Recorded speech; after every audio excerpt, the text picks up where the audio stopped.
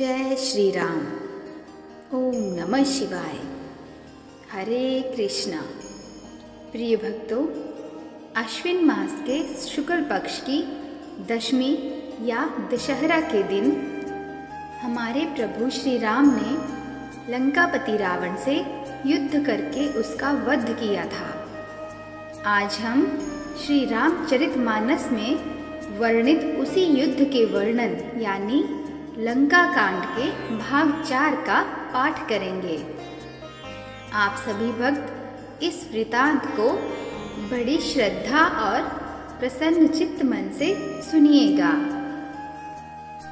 युद्ध के मैदान में जब मेघनाद से युद्ध करने के लिए श्री हनुमान पधारे तो पहाड़ों को आते देखकर मेघनाद आकाश में उड़ गया। उसके रथ, सारथी और घोड़े सब नष्ट हो गए। हनुमान जी उसे बार बार ललकारते हैं पर वह निकट नहीं आता, क्योंकि वह उनके बल का मर्म जानता था। तब मेघनाद श्री रघुनाथ जी के पास गया और उसने अनेकों प्रकार के दुर्वचनों का प्रयोग किया। फिर उसने उन पर अस्त्र शस्त्र तथा सब हथियार चलाए। प्रभु ने खेल में ही सबको काटकर अलग कर दिया। श्री राम जी का प्रताप देखकर वह मूर्ख लज्जित हो गया और अनेकों प्रकार की माया करने लगा, जैसे कोई व्यक्ति छोटा सा सांप का बच्चा हाथ में लेकर गरुड़ को डरावे और उससे खेल करे। शिवजी और ब्रह्मा जी तक बड़े छोटे सभी जिनकी अत्यंत बलवान माया के वश में हैं, नीच बुद्धि निशाचर उनको अपनी माया दिखलाता है। आकाश में ऊंचे चढ़कर वह बहुत से अंगारे बरसाने लगा। पृथ्वी से जल की धाराएं प्रकट होने लगी। अनेक प्रकार के पिशाच तथा पिशाचनियां नाच नाच कर मारो काटो की आवाज करने लगे। वह कभी तो विष्ठा, पीप, खून, बाल और हड्डियां बरसाता था और कभी बहुत से पत्थर फेंक देता था। फिर उसने धूल बरसाकर ऐसा अंधेरा कर दिया कि अपना ही पसारा हुआ हाथ नहीं सूझता था। माया देखकर वानर अकुला उठे। वे सोचने लगे कि इस हिसाब से तो सबका मरण आ बना। यह कौतुक देखकर श्री राम जी मुस्कुराए। उन्होंने जान लिया कि सब वानर भयभीत हो गए हैं। तब श्री राम जी ने एक ही बाण से सारी माया काट डाली। जैसे सूर्य अंधकार के समूह को हर लेता है, तदंतर उन्होंने कृपा भरी दृष्टि से वानर भालुओं की ओर देखा, जिससे वे ऐसे प्रबल हो गए कि रण में रोकने पर भी नहीं रुकते थे। श्री राम जी से आज्ञा मांगकर अंगद आदि वानरों के साथ हाथों में धनुष बाण लिए हुए श्री लक्ष्मण जी क्रुद्ध होकर चले।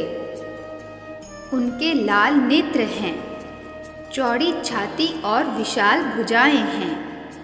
हिमाचल पर्वत के समान उज्ज्वल शरीर, कुछ ललाई लिए हुए है। इधर रावण ने भी बड़े बड़े योद्धा भेजे, जो अनेकों अस्त्र शस्त्र लेकर दौड़े। पर्वत, नख और वृक्ष रूपी हथियार धारण किए हुए वानर श्री रामचंद्र जी की जय पुकार कर दौड़े। वानर और राक्षस सब जोड़ी से जोड़ी भिड़ गए। इधर और उधर दोनों ओर जय की इच्छा कम न थी। वानर उनको घूंसों और लातों से मारते थे, दांतों से काटते हैं। विजयशील वानर उन्हें मारकर फिर डांटते भी हैं। मारो मारो, पकड़ो पकड़ो, पकड़कर मार दो, सिर तोड़ दो और भुजाएं पकड़कर उखाड़ दो। नवों खंडों में ऐसी आवाज भर रही है। प्रचंड रुंड जहां तहां दौड़ रहे हैं। आकाश में देवतागण यह कौतुक देख रहे हैं। उन्हें कभी खेद होता है और कभी आनंद। खून गड्ढों में भर भर कर जम गया है और उस पर धूल उड़कर पड़ रही है। यह दृश्य ऐसा है मानो अंगारों के ढेरों पर राख छा रही हो। घायल वीर कैसे शोभित हैं, जैसे फूले हुए पलास के पेड़। लक्ष्मण और मेघनाद दोनों योद्धा अत्यंत क्रोध करके एक दूसरे से भिड़ते हैं। एक दूसरे को कोई किसी को नहीं जीत सकता। राक्षस छल बल माया और अनीति करता है। तब भगवान अनंत जी यानी लक्ष्मण जी क्रोधित हुए और उन्होंने तुरंत उसके रथ को तोड़ डाला और सारथी को टुकड़े टुकड़े कर दिया। शेष जी उस पर अनेक प्रकार से प्रहार करने लगे। राक्षस के प्राण मात्र शेष रह गए। रावण पुत्र मेघनाद ने मन में अनुमान किया कि अब तो प्राण संकट आवना, ये मेरे प्राण हर लेंगे। तब उसने वीर घातिनी शक्ति चलाई। वह तेजपूर्ण शक्ति लक्ष्मण जी की छाती में लगी। शक्ति लगने से उन्हें मूर्छा आ गई। तब मेघनाद भय छोड़कर उनके पास चला गया। मेघनाद के समान 100 करोड़ योद्धा उन्हें उठा रहे हैं, परंतु जगत के आधार श्री शेष जी उनसे कैसे उठते। तब वे लज्जा कर चले गए।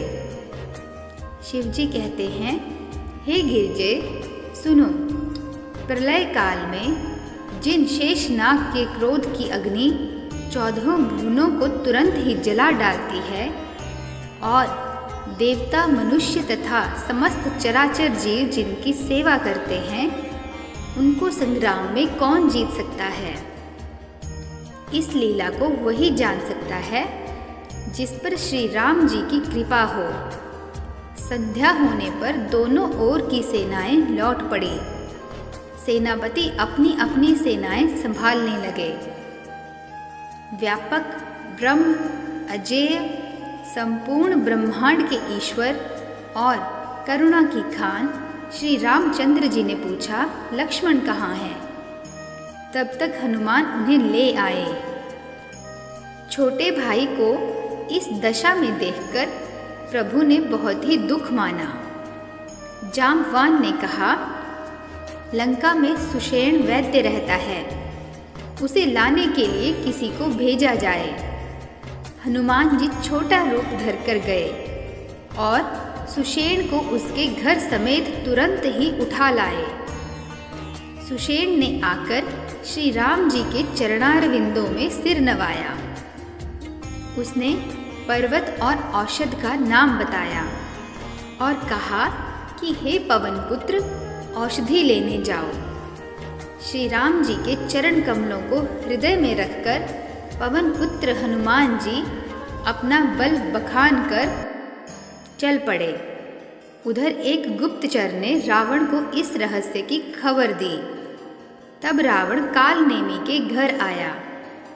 रावण ने उसको सारा मर्म मतलब हाल बताया।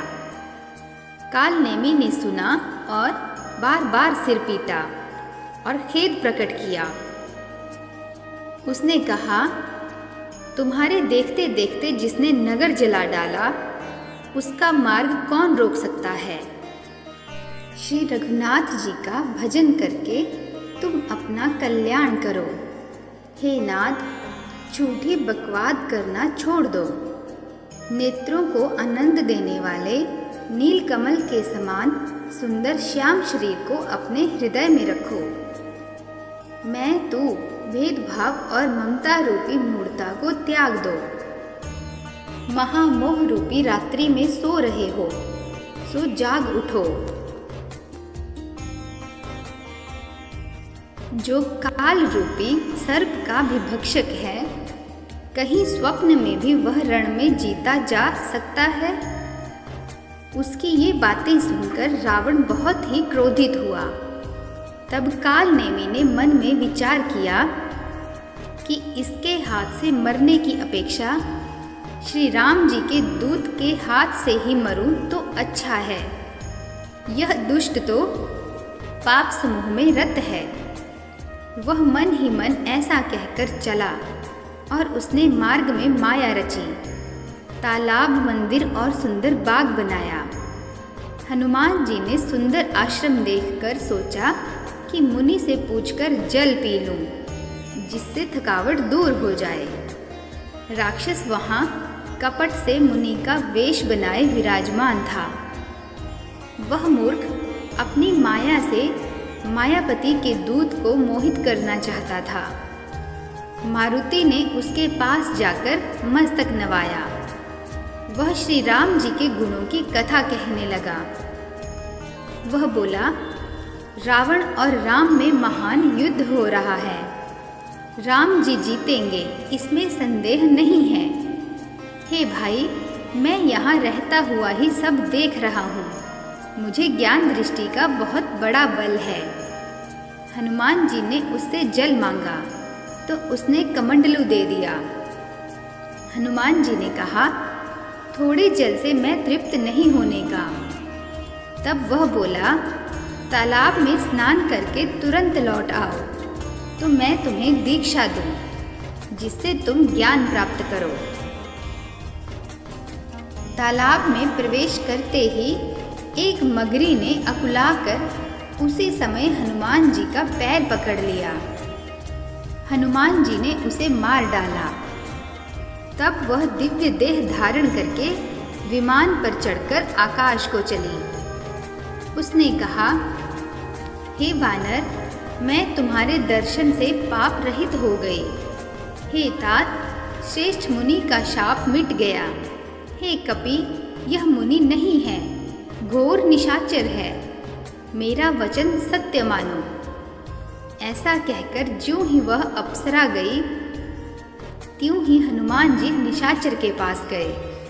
हनुमान जी ने कहा, हे मुनि, पहले गुरु दक्षिणा ले लीजिए, पीछे आप मुझे मंत्र दीजिएगा। हनुमान जी ने उसके सिर को पूंछ में लपेटकर उसे पछाड़ दिया। मरते समय उसने अपना राक्षसी शरीर प्रकट किया। उसने राम राम कहकर प्राण छोड़े। यह उसके मुंह से राम राम का उच्चारण सुनकर हनुमान जी मन में हर्षित होकर चले। उन्होंने पर्वत को देखा पर औषध ना पहचान सके। तब हनुमान जी ने एकदम से पर्वत को ही उखाड़ लिया। पर्वत लेकर हनुमान जी रात ही में आकाश मार्ग से दौड़ चले और अयोध्यापुरी के ऊपर पहुंच गए। भरत जी ने आकाश में अत्यंत विशाल स्वरूप देखा। तब मन में अनुमान किया कि यह कोई राक्षस है। उन्होंने कान तक धनुष को खींचकर बिना फल का एक बाण मारा।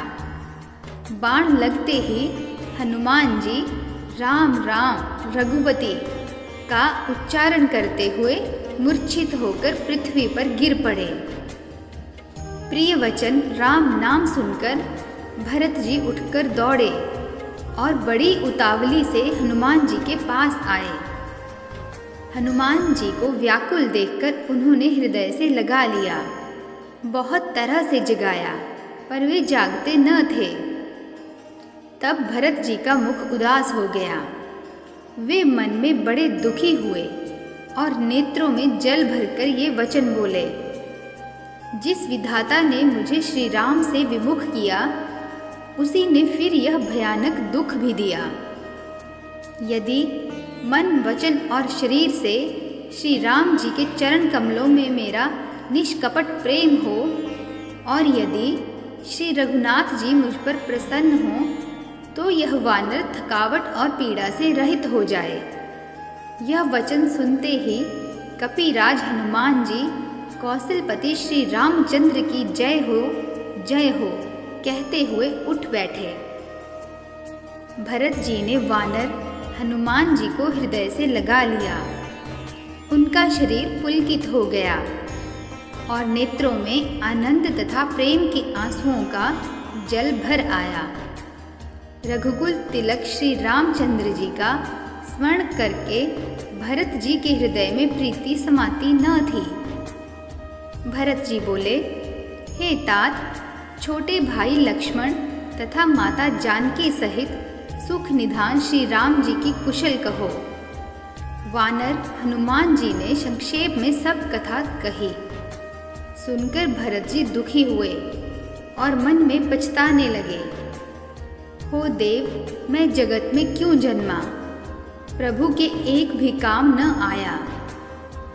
फिर खूब अवसर जानकर मन में धीरज धरकर बलवीर भरत जी हनुमान जी से बोले, हे तात, तुमको जाने में देर होगी और सवेरा होते ही काम बिगड़ जाएगा। अतः तुम पर्वत सहित मेरे बाण पर चढ़ जाओ। मैं तुमको वहाँ भेज दूँ जहाँ कृपा के धाम श्री राम जी हैं।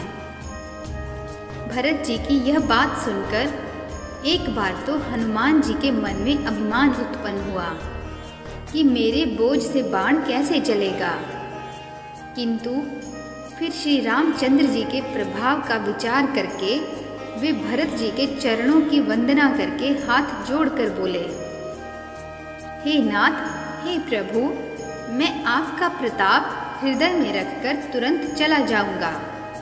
ऐसा कहकर आज्ञा पाकर और भरत जी के चरणों की वंदना करके हनुमान जी चले। भरत जी के बाहुबल, शील, गुण और प्रभु के चरणों में अपार प्रेम की मन ही मन बारंबार सराहना करते हुए मारुति श्री हनुमान जी चले जा रहे हैं। वहाँ लक्ष्मण जी को देखकर श्री राम जी साधारण मनुष्यों के अनुसार वचन बोले, आधी रात बीत चुकी है, हनुमान नहीं आए। यह कहकर श्री राम जी ने छोटे भाई लक्ष्मण जी को उठाकर हृदय से लगा लिया और बोले, हे भाई, तुम मुझे कभी दुखी नहीं देख सकते थे। तुम्हारा स्वभाव सदा से ही कोमल था।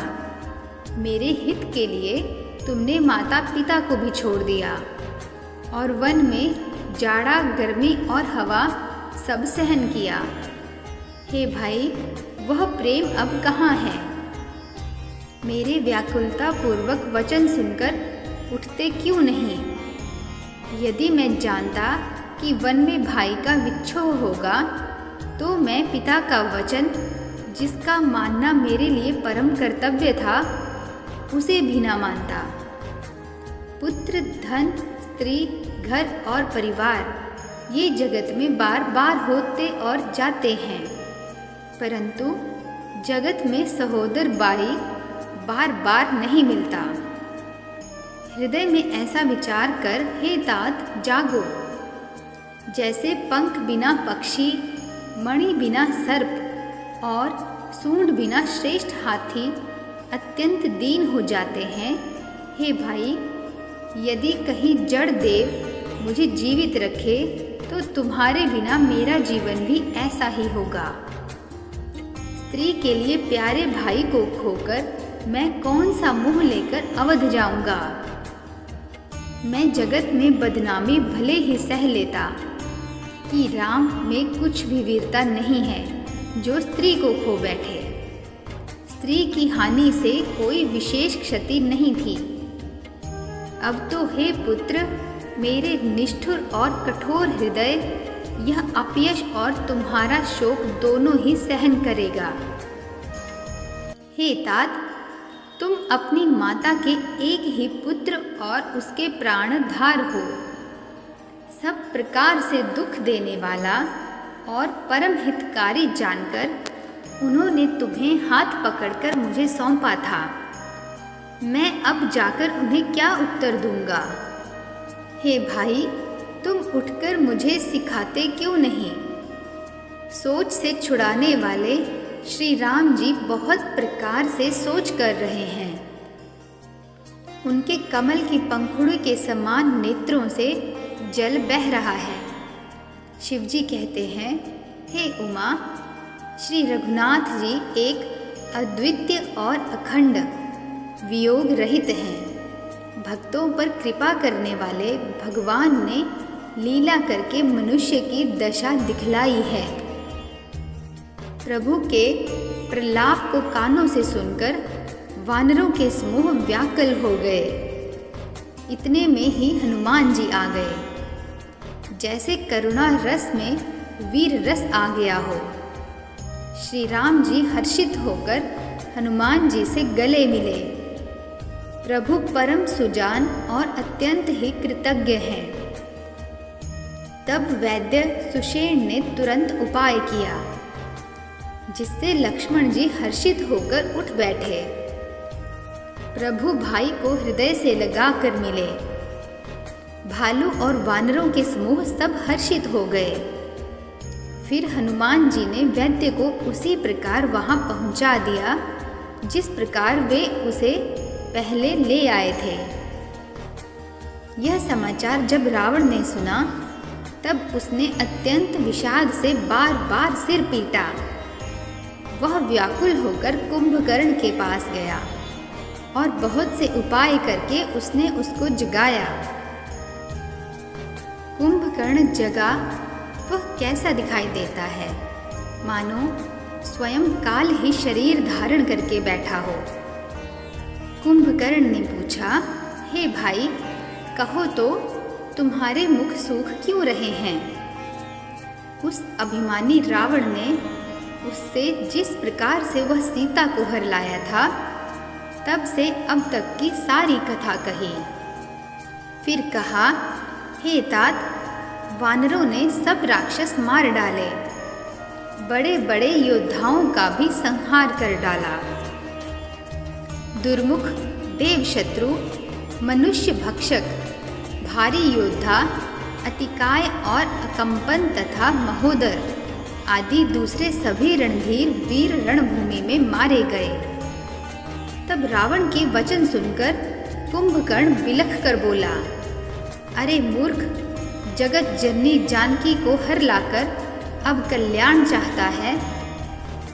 हे राक्षस राज, तूने अच्छा नहीं किया, अब आकर मुझे क्यों जगाया?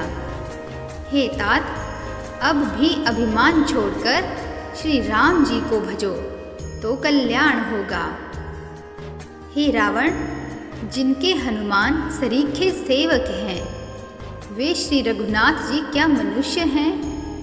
हे भाई, तूने बुरा किया जो पहले ही आकर मुझे यह हाल नहीं सुनाया। हे स्वामी, तुमने उस परम देवता का विरोध किया जिसके शिव, ब्रह्मा आदि देवता सेवक हैं। नारद मुनि ने मुझे जो ज्ञान कहा था वह मैं तुझसे कहता, पर अब तो समय जाता रहा। हे भाई, अब तो अंतिम बार अंकवार भरकर मुझसे मिल ले, मैं जाकर अपने नेत्र सफल करूं। तीनों तापों को छुड़ाने वाले श्याम शरीर, कमल नेत्र श्री राम जी के जाकर दर्शन करूं। श्री रामचंद्र जी के रूप और गुणों को स्मरण करके वह एक क्षण के लिए प्रेम में मगन हो गया। फिर रावण से करोड़ों घड़े मदिरा और अनेकों भैंसे मंगवाए। भैंसे खाकर और मदिरा पीकर वह वज्रघात के समान गरजा। मद से चूर रण के उत्साह से पूर्ण कुंभकर्ण किला छोड़कर चला, सेना भी साथ नहीं ली। उसे देखकर विभीषण आगे आए और उसके चरणों पर गिरकर अपना नाम सुनाया। छोटे भाई को उठाकर उसने हृदय से लगा लिया और श्री रघुनाथ जी का भक्त जानकर वे उसके मन को प्रिय लगे। विभीषण ने कहा, हे तात, परम हितकर सलाह एवं विचार करने पर रावण ने मुझे लात मारी। उसी ग्लानि के मारे मैं श्री रघुनाथ जी के पास चला आया। दीन देखकर प्रभु के मन को मैं बहुत प्रिय लगा। कुंभकर्ण ने कहा, हे पुत्र सुन, रावण तो काल के वश हो गया है, वह क्या अब उत्तम शिक्षा मान सकता है? हे विभीषण, तू धन्य है। हे तात, तू राक्षस कुल का भूषण हो गया। हे भाई, तूने अपने कुल को दैदीप्यमान कर दिया। जो शोभा और सुख के समुद्र श्री राम जी को भजा। मन, वचन और कर्म से कपट छोड़कर रणधीर श्री राम जी का भजन करना। हे भाई, मैं काल के वश हो गया हूँ। मुझे अपना पराया नहीं सूझता, इसलिए अब तुम जाओ। भाई के वचन सुनकर विभीषण लौट गए और वहां आए जहां त्रिलोकी के भूषण श्री राम जी थे। विभीषण ने कहा, हे नाथ, पर्वत के समान विशाल देह वाला रणधीर कुंभकर्ण आ रहा है। वानरों ने जब कानों से इतना सुना तब वे बलवान किलकिला कर दौड़े। वर्ष और वृक्ष तथा पर्वत उठाकर दांत कटकटाकर उन्हें उसके ऊपर डालने लगे। रीछ वानर एक एक बार में ही करोड़ों पहाड़ों के शिखरों से उस पर प्रहार करते हैं, परंतु इससे ना तो उसका मन ही मुड़ा और ना शरीर ही टाले टला। जैसे मदार के फलों की मार से हाथी पर कुछ भी असर नहीं होता। तब हनुमान जी ने उसे एक घूंसा मारा, जिससे वह व्याकुल होकर पृथ्वी पर गिर पड़ा और सिर पीटने लगा। फिर उसने उठकर हनुमान जी को मारा। वे चक्कर खाकर तुरंत ही पृथ्वी पर गिर पड़े। फिर उसने नल नील को पृथ्वी पर पछाड़ दिया और दूसरे योद्धाओं को भी जहां तहां पटक कर डाल दिया। वानर सेना भाग चली। सब अत्यंत भयभीत हो गए, कोई सामने नहीं आता। सुग्रीव समेत अंगदादी वानरों को मूर्छित करके फिर वह अपरिमित बल की सीमा कुंभकर्ण वानरराज सुग्रीव को कांख में दाब कर चला। शिव जी कहते हैं, हे उमा, श्री रघुनाथ जी वैसे ही नरलीला कर रहे हैं जैसे गरुड़ सर्पों के समूह में मिलकर खेलता हो, जो भौं के इशारे मात्र से काल को भी खा जाता है। उसे कहीं ऐसी लड़ाई शोभा देती है। भगवान जगत को पवित्र करने वाली वह कीर्ति फैलाएंगे जिसे गा गा कर मनुष्य भवसागर से तर जाएंगे। मूर्छा जाती रही। तब मारुति हनुमान जी जागे और फिर वे सुग्रीव को खोजने लगे। सुग्रीव की भी मूर्छा दूर हुई। तब वे खिसक कर गए। कुंभकर्ण ने उनको मृतक जाना। उन्होंने कुंभकर्ण के नाक कान दांतों से काट लिए और फिर गरज कर आकाश की ओर चले। तब कुंभकर्ण ने जाना। उसने सुग्रीव का पैर पकड़कर उनको पृथ्वी पर पछाड़ दिया।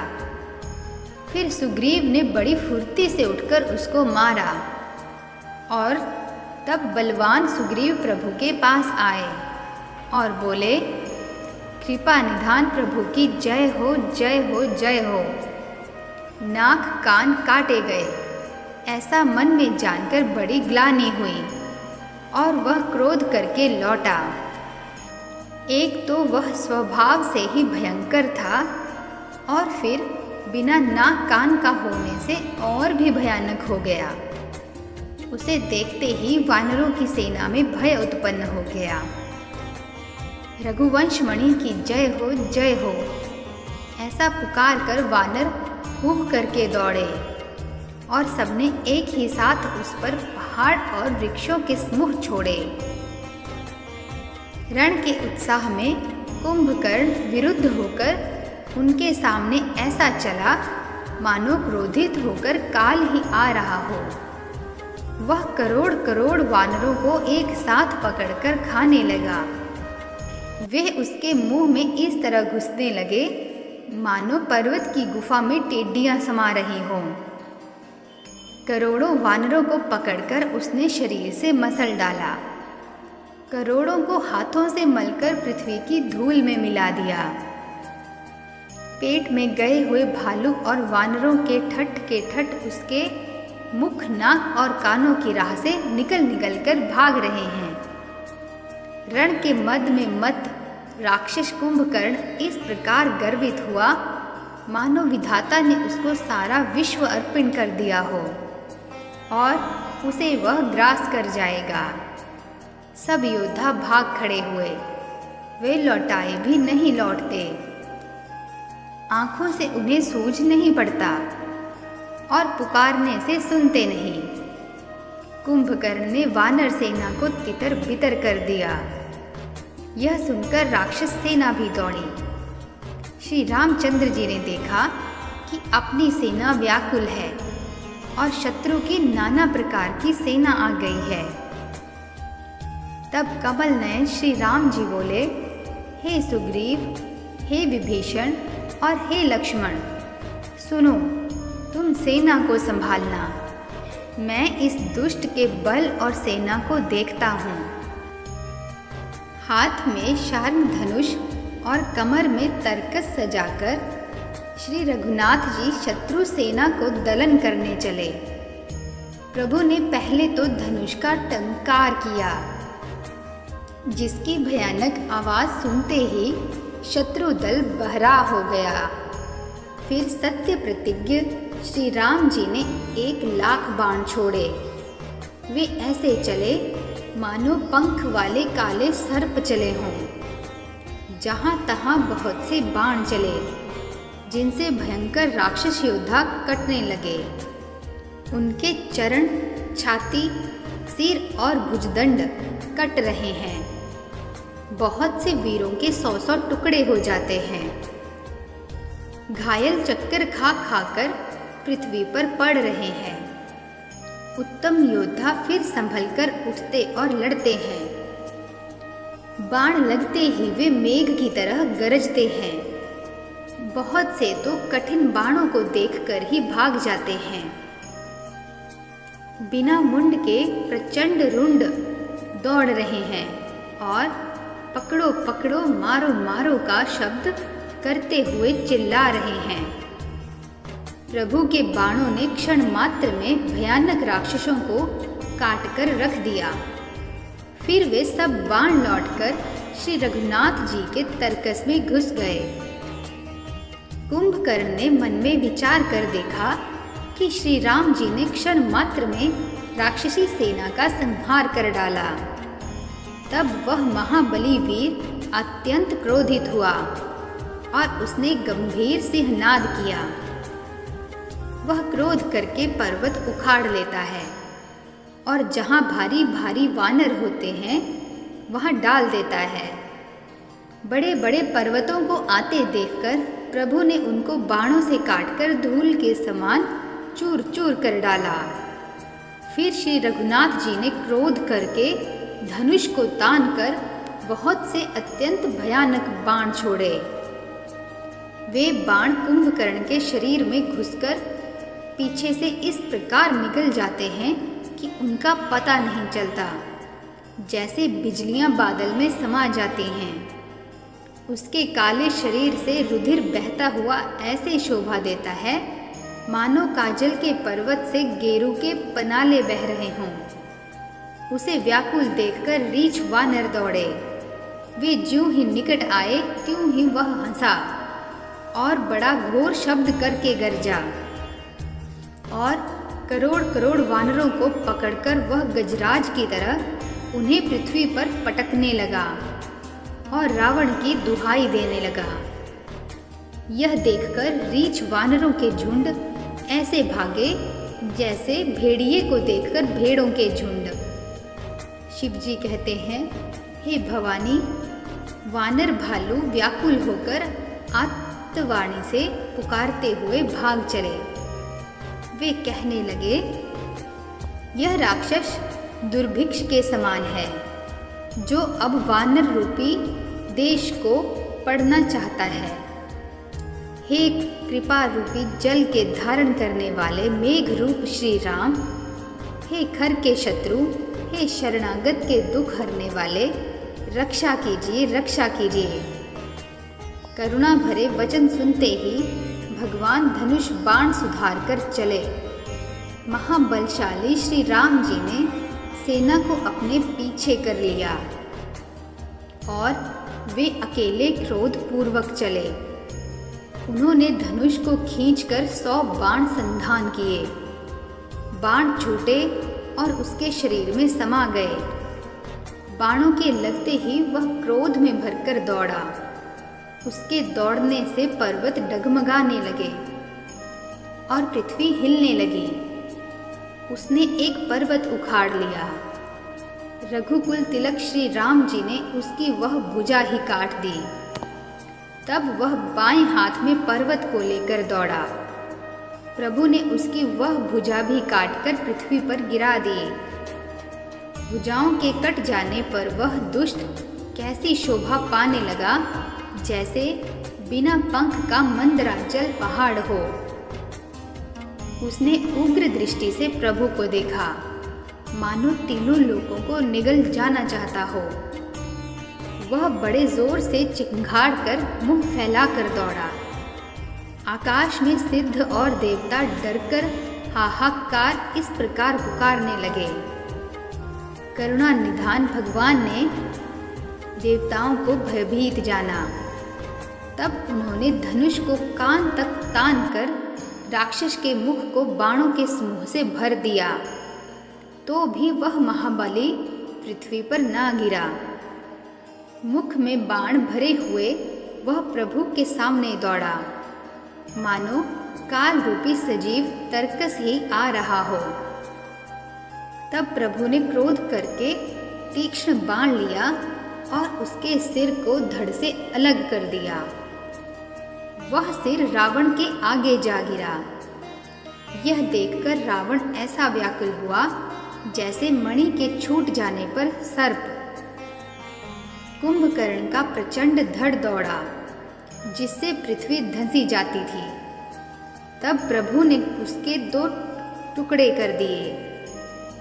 वानर, भालू और निशाचरों को अपने नीचे दबाते हुए वे दोनों टुकड़े पृथ्वी पर ऐसे पड़े जैसे आकाश से 2 पहाड़ गिरे हों। उसका तेज प्रभु श्री रामचंद्र जी के मुख में समा गया। यह देखकर देवता और मुनि सभी ने आश्चर्य मना। देवता नगाड़े बजाते हर्षित होते और स्तुति करते हुए बहुत से फूल बरसा रहे हैं। विनती करके सब देवता चले गए। उसी समय देवऋषि नारद आए। आकाश के ऊपर से उन्होंने श्री हरि के सुंदर वीर रसयुक्त गुण समूह का गान किया, जो प्रभु के मन को बहुत ही भाया। मुनि यह कहकर चले गए कि अब दुष्ट रावण को शीघ्र मारिए। उस समय श्री रामचंद्र जी रणभूमि में आकर सुशोभित हुए। जय श्री राम। प्रिय भक्तों, आशा करती हूँ कि लंका कांड का भाग 4 का मेरे द्वारा किया गया यह वर्णन आपको अत्यंत पसंद आया होगा। यदि इस वृतांत को करने में हमसे कोई त्रुटि हुई हो तो हमें क्षमा कीजिएगा। और यदि आपको यह वर्णन पसंद आया हो तो चैनल को लाइक, शेयर तथा सब्सक्राइब अवश्य कीजिएगा। कल हम लंका कांड का भाग 5 का पाठ करेंगे। मिलते हैं नेक्स्ट वीडियो में। तब तक के लिए जय श्री राम। नमस्कार।